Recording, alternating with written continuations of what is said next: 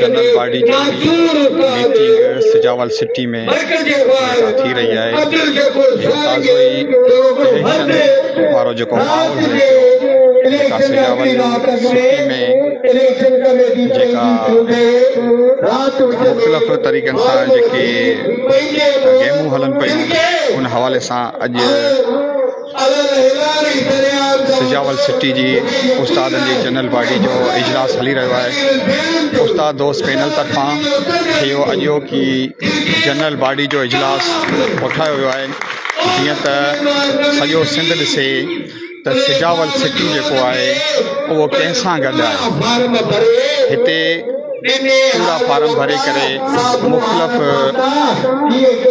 अॻुवाण चूंडाया विया आहिनि, पर सॼो सिंध ॾिसे त हीउ सजावल सिटी जो जेको उस्ताद आहे उहो प्योर सजावल सिटी जो उस्ताद कंहिंसां गॾु आहे।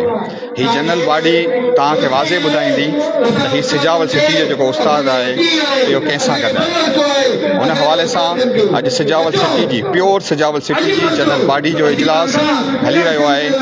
साईं मोहम्मद उमर मेमण जी अॻुवाणी में इहो जनरल बॉडी जो इजलास अॼु सजावल सिटी में हली रहियो आहे। ही तव्हां लाइव मंज़र तव्हां मोबाइल ते ॾिसी रहिया आहियो त हीउ सजावल सिटी जो उस्ताद कंहिंखे चूंडियो आहे या उस्तादनि जे हक़नि ते जेके धाड़ा हणण वारा आहिनि उन्हनि जी असलियत हिते तव्हांजे अॻियां ज़ाहिर आहे।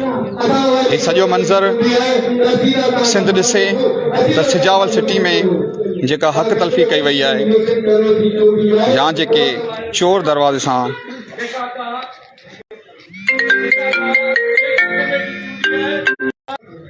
बाक़ी जो तरीक़ो इन जे लाइ अॼु असां तव्हां भेणनि खे ऐं भाइरनि खे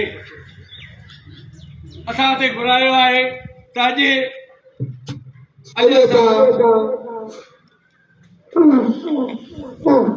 बंदि करे